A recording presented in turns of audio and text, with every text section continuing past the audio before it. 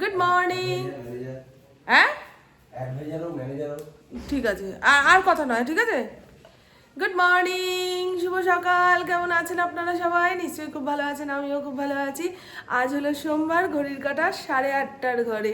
আমি, ইন্দ্র, আমাদের অফিসের ম্যানেজার সবাই মিলে যাচ্ছি কলকাতার দিকে একটা বিশেষ কাজ সারতে। ভেবে রাখুন, খুব ভালো কাজ। তো আমি তো রেডি হয়ে নিয়েছি। ইন্দ্র স্নান ধান করে ঠাকুর পুজো দিয়ে রেডি হয়ে বেরোবে। আর আমার পুপু কালকে রাতে আমার বাপের বাড়িতেই থেকে গেছে। পুপু ওর জ্ঞানত অবস্থায় কি জীবনে প্রথমবার ওর মামার বাড়িতে একটা রাত কাটালো। ওই আমার পিসির মেয়েটা রয়েছে, কাকার মেয়েটা রয়েছে, সমবয়সী তো। মা আমি থাকবো, থাক, কখনো তো এরকম ইচ্ছে হয় না। সে যাই হোক, ভালো লাগছে আমাকে। এই কুর্তিটা অনেক দিন যাবৎ ফেলে রেখেছি, পরা হয় না। তা শীতের দিন তো একটু গলা ঢাকা পিঠ ঢাকা জামা পরলে শীত কম লাগে। কালকে আমি আমার মাফলারটা বাপের বাড়িতে ফেলে এসেছি। ও আরও একটা ঘটনা তো আপনাদের দেখাতেই হবে, যেটা না দেখালে আমি আমার দুঃখটাকে চেপে রাখতে পারছি না। দুঃখ শেয়ার করতে হয়। দেখুন, আমার ছাদ বাগানের কিছু গাছ ইন্দ্র নামিয়ে দিয়েছে, নাহলে নাকি ছাদের উপরে এত চাপ পড়ছে বাড়ি ওইদিকে হেলে যাবে। কালকে আমি আমার বাপের বাড়িতে গেছিলাম, সকাল থেকে রাত্রির পর্যন্ত থেকেছি, বিকেলের দিকে এই ঘটনা ঘটিয়ে ফেলেছে। আপনারা যারা গাছ ভালোবাসেন তারা এই দৃশ্য দেখে মনে মনে খুব কষ্ট পাবেন, কিন্তু এই যে এই গাছগুলো আমাদের ওই অফিসে যে ছেলেটা কাজ করে মিলনের বাড়িতে নিয়ে যাবে। জবা গাছ রয়েছে, লেবু গাছ রয়েছে, এমনিও টবগুলো ফেটে গেছিলো, ওরা আবার মাটি দিয়ে নতুন টব দিয়ে গাছগুলোকে বাঁচাবে। আমি পদ্ম গাছটাকে সাইড করে রেখেছি, আর এটা অরেঞ্জ কালারের বাগান বিলাসের গাছ, এটাকেও সাইড করে রেখেছি।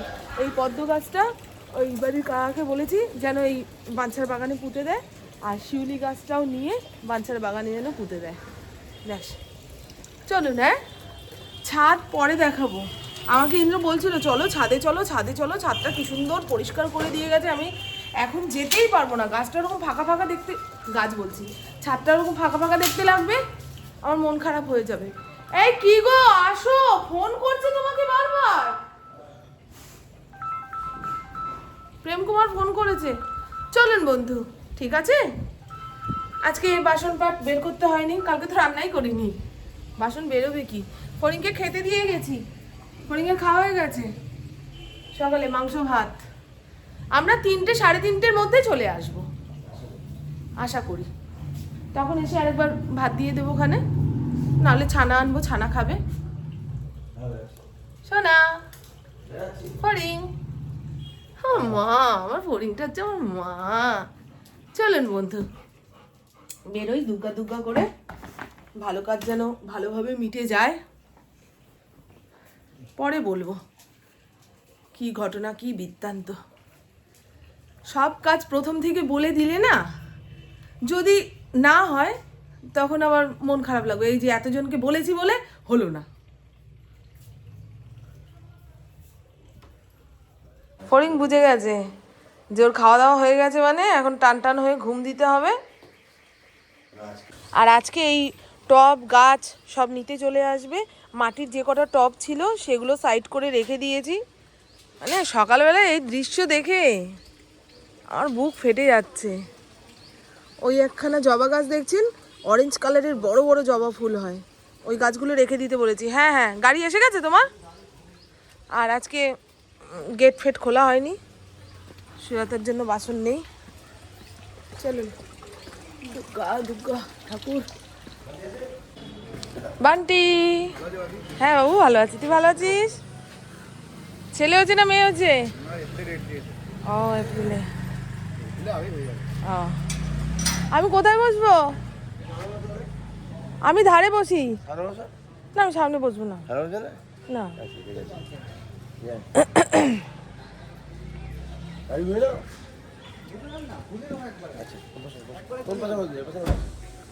যে কোনো পাশে একটা বসবো। আমি ওপাশে চলে, যা বান্টি ভেতরে চলে যা। আমাকে জানলার সামনে দে।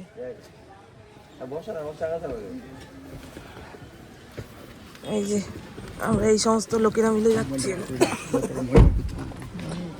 চল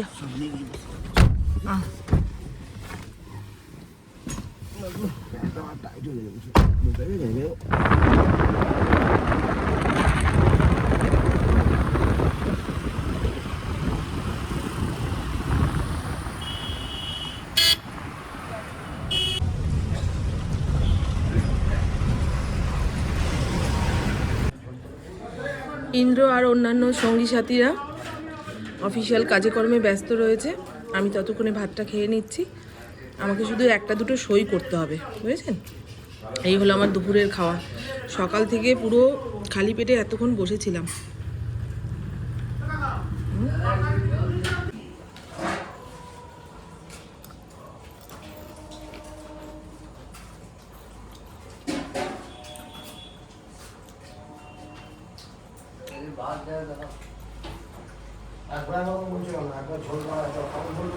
কলকাতার সমস্ত অফিসিয়াল কাজকর্ম সেরে এখন বাড়ির দিকে রওনা দিচ্ছি। ঘড়ির কাঁটা 3টে 3:30 ঘরে। আমি যখন বাড়ি থেকে বেরিয়েছিলাম তখন খালি পেটে বেরিয়েছি, তাই গাড়িতে বসে অস্থির অস্থির লাগলেও বমিটা হয়নি জানেন।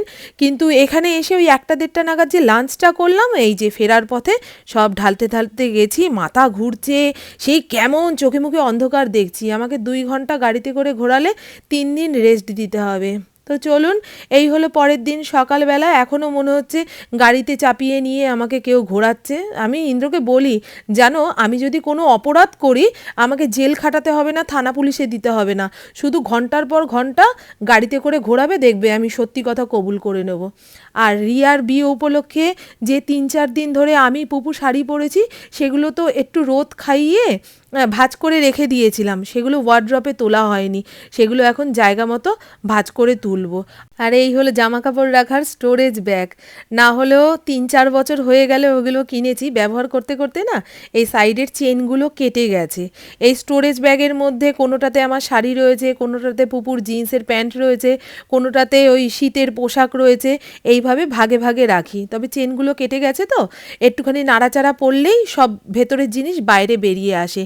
তাই জন্য মিশো অ্যাপ থেকে কিছু স্টোরেজ ব্যাগের অর্ডার দিয়েছি। যতক্ষণ না সেগুলো আসছে ততক্ষণ এইগুলো দিয়েই কাজ চালাবো। আর যদি বলেন এই চেনগুলো আমি মেশিন সেলাই দিয়ে ঠিক করে নিতে পারি, কোনো লাভ নেই জানেন তো। একদম মানে খুব কম দামের চেন লাগানো রয়েছে। আর সমস্ত শাড়িগুলোকে বের করে ভাগে ভাগে রাখছি। যেই সমস্ত শাড়িগুলো এদিক ওদিক মানে কাছে পিঠে পড়ে যেতে হবে, সেগুলো একটা ব্যাগের মধ্যে রাখলাম। আর একটু কালার ম্যাচ করে রাখছি। এই স্টোরেজ ব্যাগটার মধ্যে দেখুন হলুদ শাড়িতে ভর্তি, আর 2-3টে যে লাল শাড়ি ছিল সেগুলো এক জায়গায় রাখলাম, যাতে চট করে বের করতে চাইলে ফট করে পেয়ে যাই। নাহলে ওই কোথাও যাওয়ার থাকলে ওরে বাবারে কোন ব্যাগটার মধ্যে কি শাড়ি আছে না আছে এই তদন্ত করতে গিয়ে একদম যাওয়ার মজা অর্ধেক। আর এই ব্যাগটার মধ্যে রাখছি ওই অনুষ্ঠান বাড়ি মানে বিয়ে বাড়িতে যাওয়ার জন্য যে শাড়িগুলো লাগে সেগুলো, চকমকো ঝকমকো। আর এই রানী কালারের শাড়িটা দেখুন, সবচেয়ে প্রিয় আর একটু দামি ধরনের শাড়ি। এইটা ওই আমার ভাসুরপুর বিয়েতে কিনেছিলাম, সেই জন্য এটার যত্ন আত্তি একটু বেশি করেই নিতে হচ্ছে। আর আমার যারা পুরনো দর্শক তারা এতদিনে জেনেই গেছেন যে আমি ওই 1000, 1500, 2000 টাকার ওপরে কোনো শাড়িই কিনি না। আরে দামি শাড়ি কিনলেই তো হলো না, সেগুলোর আলাদা রকম যত্ন করতে হয়। আর এই যে সবুজ শাড়িটা ভাঁজ করতে দেখছেন, এটা একটা টাইমে সবচেয়ে দামি শাড়ির মধ্যে একটা ছিল। আমার এই বাড়ির গৃহপ্রবেশের 2 দিন আগে গিয়ে কিনে নিয়েছিলাম। মসলিন শাড়ি পুপু পরেছিল, ভাঁজ এলোমেলো হয়ে গেছে, এখন সেটাকে পাটে পাট করে অনেকগুলো শাড়ির নিচে রাখলেই ব্যাস সুন্দর আয়রন করা জিনিস হয়ে যাবে। আর এই দেখুন, এই স্টোরেজ বক্সটার মধ্যে ওই হালকা কটনের যে শাড়িগুলো সেগুলো ভাঁজ করে রাখছি। কোনো মন্দিরে ভোগ খাওয়ার নিমন্ত্রণ থাকলে কিংবা জন্মদিনের অনুষ্ঠানে নিমন্ত্রণ থাকলে এইগুলো পরে যেতে পারবো। বাবা, এমন বলছি যেন বছরে কতগুলো নিমন্ত্রণ আমি পাই। আর এই দেখুন, সমস্ত স্টোরেজ ব্যাগগুলো একের পর এক রেখে দিয়েছি। এই সমস্ত শাড়ির সঙ্গে দেখা সাক্ষাৎ হবে আগামী 2-3 মাস পরে। এখন আর শাড়ি পরার কোনো ঝক্কি আমি নেব না, যেখানেই যাব কুর্তি পরেই চলে যাব। আর এপাশে দেখছেন এলোমেলো ছোটোখাটো জামা কাপড়গুলো রয়েছে, এগুলো একটা স্টোরেজ ব্যাগের মধ্যে ছিল, সেগুলো চেন কেটে গেছে, তাই জন্য এইভাবে রাখলাম। মিশো অ্যাপ থেকে ওই নতুন স্টোরেজ ব্যাগগুলো চলে আসুক, ভাজভুজ করে আবার ওগুলো গুছিয়ে রাখবো। এই দেখুন, এই চেন এত পলকা, একটা টান মারলে ছিঁড়ে হাতে চলে আসছে। এবারে নিচের ঘরে এসে বিছানাপাট গুছিয়ে ফেলবো। শীতকালের বিছানাপাট গোছানো মানে প্রত্যেক ঘরের কম্বল পাট পাট করে ভাঁজ করে খাটের উপরেই রেখে দেওয়া, কারণ কিছুক্ষণ বাদে বাদেই এই কম্বলের কথা মনে পড়বে। ধরুন ওই স্নান ধান করে এসে চাটা যখন খেতে বসবো, পায়ের ওপরে কম্বল চাপা দিয়ে বসতে কি ভালো লাগে না?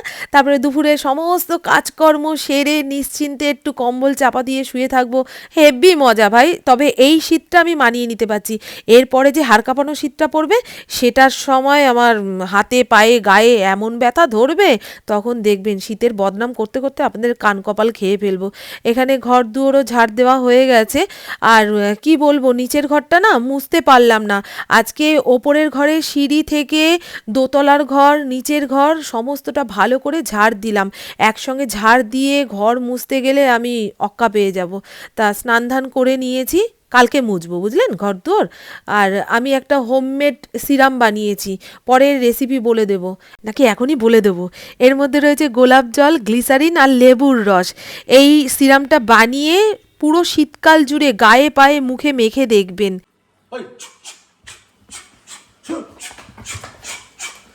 ওদের গায়ে পোকা ঘা সব ফড়িংয়ের গায়ে আছে। ওই দেখ, দল বেঁধে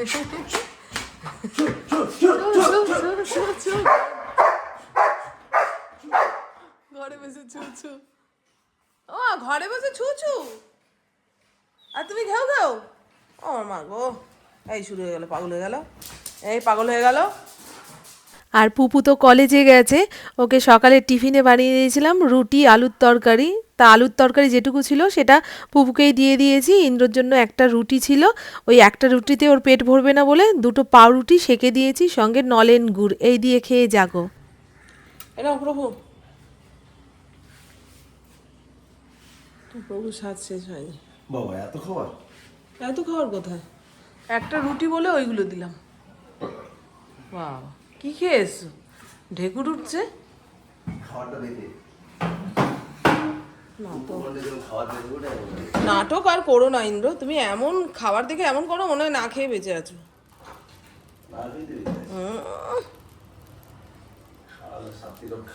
পুপু সকালে টিফিন করলে এই এক প্যাকেট পাউরুটি 2 দিনে উঠে যায়। ও যেহেতু কাল খায়নি, আমি আর একা কটা খেতে পারি। আবার বেশি দিন এই পিস কাটা পাউরুটি ঘরে রাখলে ফাঙ্গাস লেগে যায়, গাছ বেরিয়ে যাবে। ভোলা মাছ আনবো আমি, না ঘরে পাবদা মাছ রয়েছে, এটা আগে রেঁধে বেড়ে খাই, তারপরে আবার নতুন মাছ এনো। এই যে পাবদা মাছটা জলে ভিজিয়ে রাখলাম, বরফটা কেটে যাক। আর 10 মিনিট বসবো, একটানা অনেকগুলো কাজ করেছি তো, এবারে আর মাথা কাজ করছে না। 10 মিনিট বসে নিয়ে ভাতের একটু চাল ধুয়ে রেডি করবো, ফড়িংয়ের ভাত হবে, প্রেশার কুকারে চাল ধুয়ে রেডি করব। আর মাছের সঙ্গে কী রান্না করবো বলুন তো? একটু ভাজাভুজি করে নিলেই হয়ে যায়। আমার আর ইন্ডোর খাওয়া নিয়ে কোনো ঝামেলা নেই, পুপুরও খাওয়া নিয়ে ঝামেলা নেই। তবে মাছের বদলে অন্য কিছু হলে পুপু ভালো খায়, আবার একটু মাছ করে রাখলে ইন্ডোর অন্য কিছু দরকার লাগে না। আমি আমার কী বলবো, আমারই তো ঝামেলা গো। যাই হোক, চল না।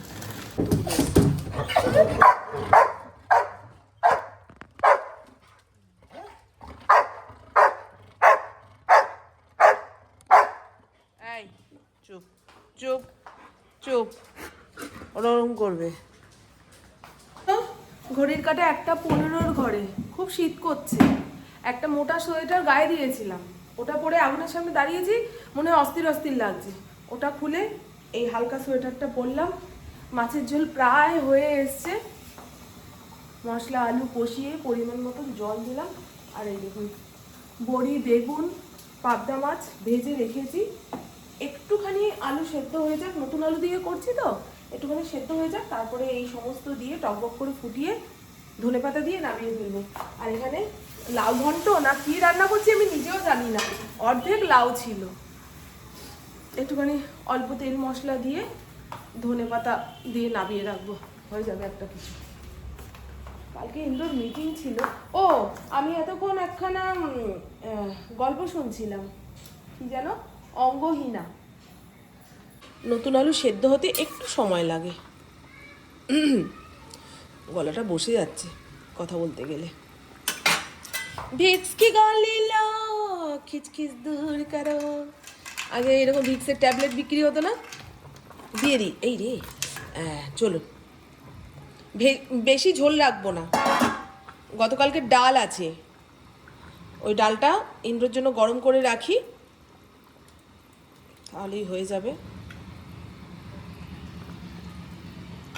ফড়িংয়ের চিকেন যেটুকু ছিল, ফড়িংকে ভাতের সঙ্গে মেখে দিলাম। ওদিকে রঙ্গিলাকে ওই একখানা পাবদা মাছ ভেঙে ভাত মেখে খাওয়াবে, ওই ইন্দ্র আসলে দেবে।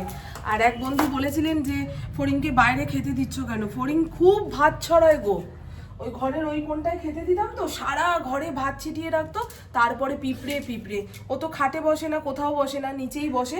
ওই পিঁপড়ে কানে ঢুকে সে আর এক কাণ্ড। তাই এখন তো শীতকাল, বাইরে খেতে অসুবিধা হবে না, পুরো ভাতটাই শেষ করবে। আর গরমকালে যখন আমরা সবাই কষ্ট পাবো, তখন ঘরে এসি চালিয়ে দিয়ে ওকে ভাত খেতে দিই। আরে ফড়িং যা মেজাজে থাকে না গো বন্ধু। এবারে সন্তানের কথা ভেবে আমি নিজের জীবন পাত করে দেবো, এটা করলেও তো চলবে না। ও খাওয়ার পরে আবার মুছবো।